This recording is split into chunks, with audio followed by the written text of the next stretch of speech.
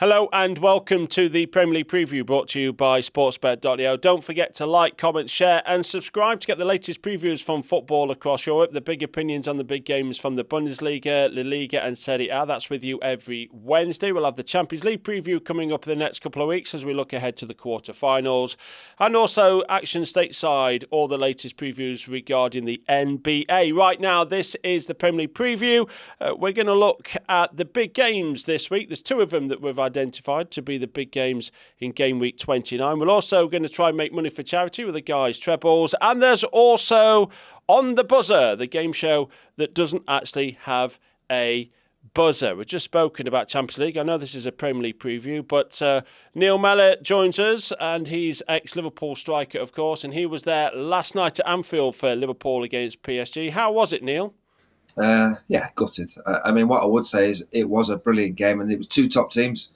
Two absolutely top-level sides. Really impressed with PSG over the two legs. They seem to have everything. They've got experience, they've got quality, they've got pace, they've got energy, they've just got a togetherness as well, something you've not said about PSG in previous years. There's going to be something quite incredible to stop that PSG team winning it. They're the best I've seen this season. So it was a tough one for Liverpool. Had chances, didn't take them, but just a small matter of a League Cup final and a Premier League title to win this year. So 2 trophies there for Liverpool. That is a nice way to bounce back, though, isn't it? Because off the back of a defeat, you're right on to the next game, and it's a big one for Liverpool this weekend. Yeah, the worry for Liverpool is who's going to be recovered and available for that game. Trent looks injured, so I don't know. I don't think he'll be ready for it. Canate went off with cramp. What is the 5 days between the game and the cup final? So who will be ready and raring to go will be the interesting one. But yeah, cup final to look forward to. The lad missed the penalties. Do they play, do you think? What do you think he'll do with them, having known Arne Slot like you do? Do you think he plays them? I think the question will be Liverpool's front three. Is it Diaz, Jota or Nunes down the middle? And Nunes was the one who missed the penalty. I thought it was a good save rather than a miss. Curtis Jones, I don't think he's in Liverpool's best midfield three. I think that's Szoboszlai, McAllister and Gravenberch. So I'd be surprised if it wasn't them three in midfield. But Curtis has done well, just unlucky to miss the pen. Oh, and hello, Mr. Paul Robinson. How are you? Good morning, sir. I am very well, thank you. Jolly good. One of the big talking points over the course of the last 7 days is the mounting frustration at Arsenal, and this is just something I want to talk about. I think we may have spoke about this fleetingly in the past, but the pressure that's mounting Arteta on Arteta, is it fair? He's been there now for coming up to 6 seasons, I think it is. He took over in December 2019, and they've pushed Man City close for the last couple of seasons, and it's always been like, well, if Man City falter, we're there to capitalise, and it's their season, and Man City have faltered, and Arsenal have also faltered. And since Arteta's been in charge, he's only won the FA Cup in 2019. Is that enough, Paul Robinson? I knew you were going to come to me with that, with the Arsenal one. Yep. Listen, they've fallen away again, haven't they? And they've fallen away poorly. I mean, they're 15 points behind Liverpool in a so-called title race. They just can't get it over the line. There's an issue there. I mean, one FA Cup in 6 years, it's not enough for a club like Arsenal. And the Arsenal fans will turn it around immediately and go, oh, well, Tottenham won, and they'll laugh at that, etc. But actually, when you look at what the manager's had, the time that he's had, and I always say the greatest gift you can give any good manager is time. And that proved to be right, because you can make teams better, you can make players better, and you obviously have a transfer windows to bring players in. It's glaringly obvious that they lack a number 9. We talk about it all the time. Everyone talks about it all the time. It's so glaringly obvious why that wasn't addressed. Who knows? Whether that's an issue with Edu leaving the club, as Mikel Arteta lost his ally in the boardroom. Is he not pushing for the players? Is he not getting the players? That's in recent time. But actually, like you say, I thoroughly expected Arsenal to kick on from where they were last year. They had a decent season last season, and if Manchester City were to slip up this year, I envisaged Arsenal at the start of the season pushing Manchester City all the way. At some point, City are going to have to rejuvenate that side, as we've seen. I thought Arsenal would take the mantle when Pep Guardiola, if he ever leaves, that they're ready, win the title, and then they'd kick on for years to come, because they are such a strong unit. But they just can't seem to get it over the line, whether that's the manager, whether that's the players, whatever it is. There's something that's not right, and it's a really poor attempt at a title challenge, because it's not a title challenge. I mean, you look at the Premier League, it's done. Bottom three of the bottom three, and the title's Liverpool's. I mean, we may as well write it off now. Arsenal's title challenge hasn't been there. Granted, they've had a really good win in the Champions League. They're still in that competition. But if you look at PSG and you look at Real Madrid, Atletico Madrid, there's some very good teams in that. You know, what have they got left to play for this year? Because they're not going to win the title. Can I just say, Gav, here's some numbers on the injuries, because Arsenal made a big deal about the injuries, and here's an idea, an indication about how they've been affected. Goalkeeper, not missed a Premier League game this season. He missed 6 last season. Gabriel and Saliba, they missed 2 Premier League games between them last season. Gabriel's missed 2 and Saliba's missed 2 this season, so not a lot. Declan Rice didn't miss a game last season. He's missed 2. So defensively, they've been all right for injuries. These are the positions where they've struggled. Here we go. Saka missed 3 last season. He's missed 11 and counting this season. Odegaard missed 3 last season. He's missed 8 Premier League games this season. You take out Saka and Odegaard, the 2 arguably best attacking players, they're going to miss that. And in terms of Martinelli, Havertz, Jesus has missed 10, but he missed that last season anyway. Martinelli's missed 5. He missed 3, similar last season. And Havertz only missed 1 last season. He's missed 6. That is the big problem for Arsenal. Robbo touched on it. Attacking areas, they have missed key players. I'm just amazed he never went in the market in January. Well, this is the thing, isn't it? He's been there over a course of how many transfer windows now, having joined the club in 2019. So he's had the time to build a squad. To put this into context, when Arteta took over at Arsenal, they were finishing outside the top 4. In fact, the season he took over, they finished just above Sheffield United in 7th, and then the season after they finished in 8th. So, he has transformed the club into missing the Champions League places and the European places to finishing 2nd or 3rd. But how much time does that buy you before the fans suddenly go, well, we're still not actually winning anything, Mells? How much time does that buy you? Spent a few quid as well. I don't know what the numbers are, but they've not been shy in spending a bit of dough. I think ultimately, when you start looking around the Premier League, you start saying, we're not in that bad a position. When you start looking at United, you look at Chelsea, where they've been in recent, look at Spurs, you start thinking, we're not that bad. Okay, they want to be competing for the title, so I wouldn't be saying Arteta's under great pressure at the moment. Whilst, we saw it with Wenger for years, top four. And that could be the same for Arteta for a few years. I think if you get in the top 4 in Champions League, I don't think your position is that bigger under threat. I know they want titles, I know they want trophies, but I think top 4 keeps you in a big job. Well, that's it, isn't it? It's literally how long you can keep going in the top 4 before fans start to get, because obviously fans' expectations, but the more the club rise and the more the clubs deliver, the more the expectation of the fans, where they go, look, it's winning. 6 years ago, finishing in the top 4 on a regular basis was acceptable. Now we're doing that. We need to win the Premier League. And if they don't win the Premier League for another 5-6 seasons, would they be okay doing that? Or is it a case of, look, you've got to win a Premier League title or we've got to look somewhere else? Do you think it's that ruthless, Paul? I think in the boardroom, it's fine. I think that's acceptable in the boardroom, top 4 every year, because that's the financial rewards. Champions League every year is massive. A manager can guarantee a board that he's going to sit that club in the Champions League positions, and they're going to compete and go deep in the Champions League every season. Financially, that's all a board can want. It goes down to the will, desire of the owners to push on to get it over the line. And what do you want to win? Do you get a manager in who's a proven manager? There's managers out there, top managers. It's a big decision to change Arteta, because with Arteta, they know what they're going to get. They're going to get some kind of a title challenge for a part of the season. They're going to be there or thereabouts in the cup competitions, but he guarantees them top 4. It's a big change. Is he a winning manager? He's proven in 6 years that he's not. Take the Community Shields and the FA Cup. Yeah, I get that, but actually winning titles, competing in the Champions League, deep in tournaments, he's not been that type of manager. So it's a big decision that they've got. Yeah, it's been a tough era though, hasn't it? Let's be fair. I mean, the way that City have been absolutely phenomenal over the recent years. Liverpool have pushed them as well, so I think it's been hard to sort of get to that sort of level. And maybe it's been a unique era, and fans are more disgruntled this year because City haven't been at that level. 100%, yeah. But Liverpool have been decent. Even if Arsenal had all them players back, I'm not sure how close Arsenal would. I think that would have been a real challenge, but it wouldn't have been Arsenal's to win. Yeah, you would argue, had Man City had this season in any of the last 2 or 3 seasons, that Arsenal probably would have, in all likelihood, won a Premier League. I also hope you noted that I squeezed Sheffield United in there. I tried to do this as many times as I can in the Premier League preview. How did they get on last night? I just wondered, how did they get on last night, Sheffield United? We're moving swiftly on into the game previews. They drew 1-1 with Bristol City, but you know that. Game week 29. It is Arsenal that we're focusing on for the big game this weekend. We've identified two big games, and the first one that we're focusing on will be Arsenal on their Sunday afternoon clash at home to Chelsea. It is a 1:30 p.m. kickoff. Please bear that in mind. There's no winning three for Arsenal, 1 loss and 2 draws. And if you remember, Chelsea earlier this season, their away form was absolutely stellar. They were winning game after game. Well, not anymore. They've taken just 1 point from 15 available on their travels. Mells, I'm coming to you first. Your thoughts and score prediction for Arsenal-Chelsea? My thoughts are Arsenal have to win the game if they've got any kind of hopes to close the gap to Liverpool, the 15 points behind. If Chelsea win, they go 3 points behind Arsenal. That starts to get a little bit nervy for Arsenal. Yeah. All of a sudden, it's a case of, okay, maybe we're not as clear as what we thought.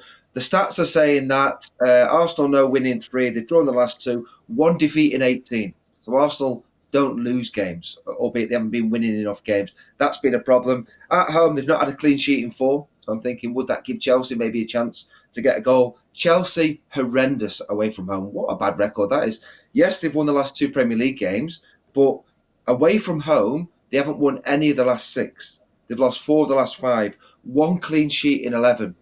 Stats are telling me Arsenal to win narrowly 1-0. It's funny you've gone for a narrow victory, because actually in the last 2 games at home for Arsenal against Chelsea, they've absolutely smashed them and scored 8 goals in 2 games. What about you, Robbo? What's your thinking for Arsenal-Chelsea score prediction, please? I just think there's a bit more expectation on Arsenal. And like you said there when we previewed Arsenal, with success comes expectation. And for them to have any chance of being anywhere near Liverpool, they have to win this game. Chelsea, nobody expected them to be a 4th at the start of the season. They're having a good season. We know they're going deep in the European competitions as well. Nobody. Well, you might have called it. Nobody realistically expected them to be like that. But listen, it's not a free hit for them. But I think the pressure is on Arsenal. I back Chelsea to score. And for that reason, I think there's going to be goals in it. I think it's going to be a Desmond. I think both teams will score. It's a game that Arsenal can't afford to lose. But in going to win it, I think they'll leave themselves exposed. Good game on Sunday, 2 apiece. It's at this point, by the way, I have to stop proceedings and say fair play to Paul Robinson for nailing the 2-2 last week with Spurs against Bournemouth, and then also following that up with nailing it the 1-1 between Manchester United and Arsenal. So at the moment, when Robbo speaks and offers predictions, everybody should stop and listen, especially when it comes to a 2-2, because if you put a bet on 2-2, that's a fairly good price. So well done on nailing the Spurs-Bournemouth 2-2. This is also subject, talking of predictions, this game Arsenal at home to Chelsea is your subject of your 433. You can take part right now at sportsbet.io. Entries are free for users who've placed a 10 USDT bet during the week. You answer 4 multiple choice questions about Arsenal against Chelsea. If you get all 4 right, you win a 50 USDT free bet. If you get 3 out of 4 right, you win a 10 USDT free bet. Anything less than that, you win absolutely nothing. Go to sportsbet.io to take part. Game 2, Manchester City against Brighton. Man City have kept 1 clean sheet at home in 6. Brighton have 4 consecutive victories in the Premier League. They've actually won 6 and 8, so they have found a rich vein of form. Robbo, I'm coming to you first on this one. 3 o'clock kickoff Saturday. Man City, Brighton, your score prediction. Manchester City have never lost a home league match against Brighton. True. And this is probably the biggest opportunity that Brighton are going to have, the way that they're playing. You look at where they are on the table, in the form. Brighton, 5 wins on the bounce now. Chelsea, Southampton, Bournemouth, Newcastle, Fulham. 5 on the bounce. Manchester City, 3 defeats, 2 wins in the last 5. 2 teams in a very different place. City went to Nottingham Forest last week. Tough game for them, and I think this will be a tough game from the way that Brighton play. City have struggled when teams press high and they put the pressure on the back foot, and they make a lot of errors leading to goals, Manchester City. I think there's goals in this, but I'm going to go for a away win. Never normally do I back against Manchester City at home, but I just think the form that Brighton are in, the way that they play, they're going to go to the Etihad with no fear. 3-1 Brighton. Big score. That's going to be huge. And that, as you said, that's a little bit of history. Brighton have never, ever, ever, ever won at Manchester City. The thing with Man City, when it's a tight game, you don't, we thought Newcastle was going to be fairly tight. They walloped them 4-0, and then away at Forest, they lose 1-0. You just don't know with this Man City side still. 4.4 for Brighton to win this game as it stands right now. So you can imagine the 3-1. Mells, do you agree? No, I think this is a big game for City. The fifth, Brighton are seventh. If Brighton do win, they go above Man City. And City are under pressure to get a Champions League place for next season. And they know how important that is. I thought it was a big moment in the season when Brighton beat Man City. It was back in November. I was at Anfield and there was big cheers because it felt like City were the team to beat at that time for the Premier League title. Brighton scored a couple of goals late on and won the game. And City sort of had a big dip at that point. Now, City have lost 3 of the last 5 games. They've not really got any kind of consistency. They're watching the Champions League games thinking, what might have been for them? For them, get in the top 4 or 5 and win the FA Cup. That is the season for City. Tough game. I don't see them losing it, but I don't see them having enough to win this one. So Brighton have been in great form, been really impressed with them. Surprised they've never won at City, but they are a good side. Both teams to score. 1-1 for me. I've just won Mells bingo. That's what I put when he started to. I thought, you know what, he's going to go for the draw, and I put 1-1 down on my piece of paper, and that would be 4 points from 6 for Brighton. Because if Brighton do win at Man City, they will have done the double over Manchester City. Let's see how you fare in the next Premier League preview. Whatever your bets are, please do gamble responsibly. Now it's time for On the Buzzer, the game show that actually doesn't have a buzzer. I have to say, we've been doing this for 5 weeks now, and Robbo, under contentious circumstances, shall we say, last week, took a 3-2 lead. So you are leading. Neil Miller's going to ask 6 questions, 3 to me, 3 to Robbo. The other person, if we're asked, whoever is asked the question first, the other person could come in and steal the point if they get it wrong. Who are you asking the first question to here, Mells? The lad that's leading, which is Robbo. Thanks. And for the first question for both of you, there's no steal, all right? There's no steal. Oh, hello. So it's a 50-50. That's well, like if it's 50-50, the other person can't steal. So here we go. That's only fair. So if this is to Robbo, you've got a free shot at this one. Okay, so cup final. Here we go. Liverpool against Newcastle this weekend. I want to know who is older. Is it Nick Pope or Alisson Becker? There is a 6-month difference. Which goalkeeper's oldest? Nick Pope or Alisson Becker?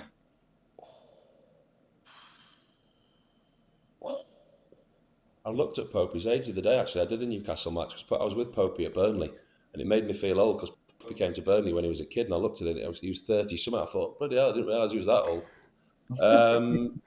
Becker. Wrong. Pope by 6 months. Yeah, I should have gone with Popey.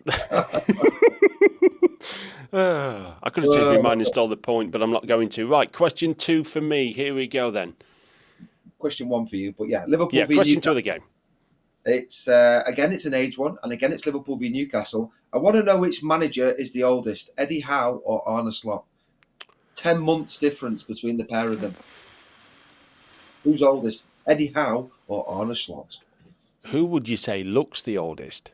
I think having a bald head always makes you look older, doesn't it? Stop it. This conversation ends right here. Paul's disqualified. I win. Thanks very much. I'm going to go for, bizarrely, Eddie Howe. Eddie Howe's 47. Arne Slot's 46. 10-month difference. Point for Gav. Well done. You see, I think a lot of people would have gone for Arne Slot to be older. That says a lot for the Boldies. There we are. So I take a 1-0 lead. Right, question 2 for Robbo. Right, these are your tough questions. So I've got Arsenal v Chelsea for you, Robbo, and it is last time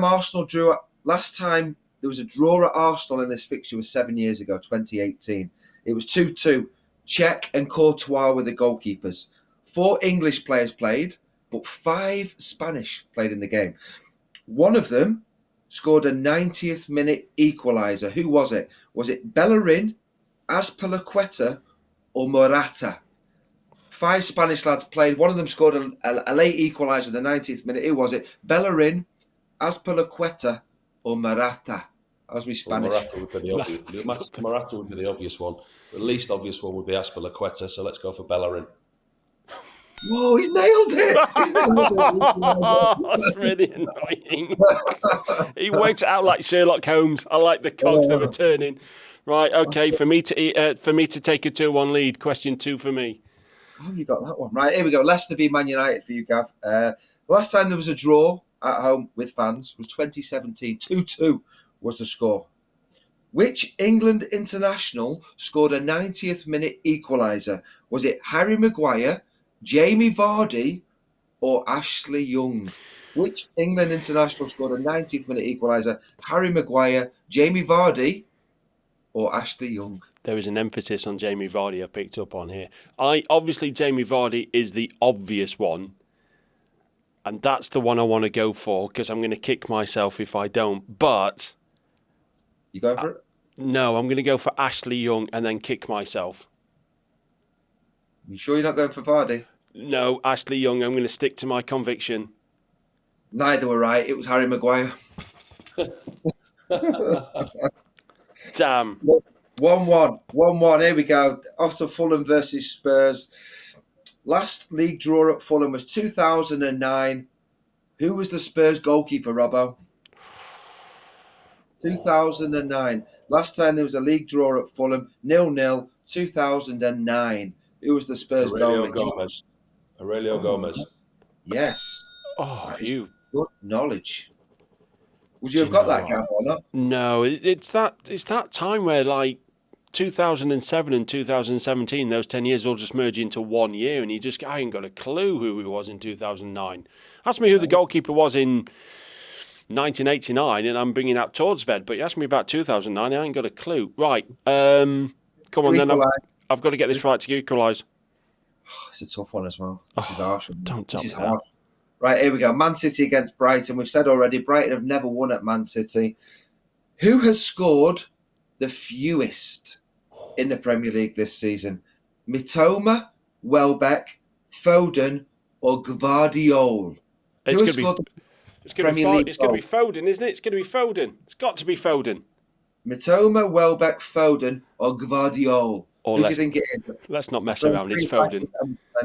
It's Foden, isn't it? You sticking with Foden? I am absolutely sticking with Foden. Foden's got 7. Welbeck's got 7. Mitoma's got 7. Gvardiol's got 5. Answer was the defender. Easy. It was defender. Unlucky. Robbo wins 2-1. Yeah, and you take a 4-2 lead. So on the buzzer, the game show without a buzzer is going wrong for me. It is a 4-2 lead for Paul Robinson. So I have to say credit where credit's due. You pulled out the Spurs goalkeeper was a top answer. So I've got some clawing back to be done. We will play on the buzzer next time when we're back for the Premier League preview. Well done, Robbo. We'll see if you're as successful with the weekly trebles.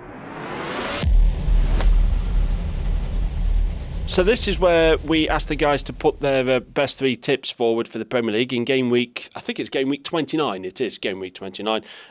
So far, we'll put 10 USDT on the trebles, and if the trebles land, we'll bank the money and then give it to charity at the end of the season. So far, Mells has got 233 USDT in the bank. Robbo's got 68 USDT in the bank, and I can tell you right now that none of your trebles landed last time out. I normally go to Mells first, but this time, I have no idea what you're going to be picking. So, Robbo, let me get my laptop. I am going to come to you first. What's your top 3 picks for this week? I know, yeah. Good. Brighton. Already off to a good start with 4.4, yeah? Brighton to win at Man City. Leicester to beat Man United because they could have a disappointing result in Europe on Thursday. Wow, okay. That is exactly the same price, 4.4. Already almost a 20 double this. I expected that to be a bit more, to be honest. Yeah, well, to be fair, you're right. Who else have we got? Let's go for Tottenham to win at Fulham. 3. Oh, this is a belter. So you've gone for Leicester to win at home to Man United, Brighton to win at Man City, and you've gone for Spurs to win away at Fulham, which is a nice 72.6 treble. I'll put 10 USDT on that, which will return a nice 726. Yeah, that's probably got about as much chance of winning as my bets at Cheltenham this afternoon, if anything like the way yesterday. Absolutely none whatsoever. The very best of luck. Are we going to get higher or lower from Mells? Right, come on then, Mells, give me a treble. Lower. I've got Forest at Ipswich. Forest at Ipswich, and I'm trying to find Forest against Ipswich. Do you know what? They're over 2. I thought they'd be under 2. That's a good price for Forest to win away at Ipswich. Yep. Not that game this weekend, though. It'll be a good one. It will be a good one. Yeah, I've got Bournemouth at home to Brentford. 1.72. And then the obvious one is Fulham at home to Spurs. Oh, that's the one that's going to clinch it. That's got draw written all over it now that you've both gone for opposing teams. That's 6.88. I'm going to put 10 USDT on that, and that is 68. So slightly less than the 726 we're going to get in return from Robbo, but 68, which will push you around the 300 USDT mark should it land. Right, guys, thanks very much for your time. Whatever your bets are, please do gamble responsibly, and don't forget to like, comment, share, subscribe, get involved, offer your score predictions, tell us your trebles as well, and we will be back for the next round of Premier League fixtures in the EPL preview, brought to you by sportsbet.io. Thank you, Mells. Thank you, Robbo, and as always, please do gamble responsibly.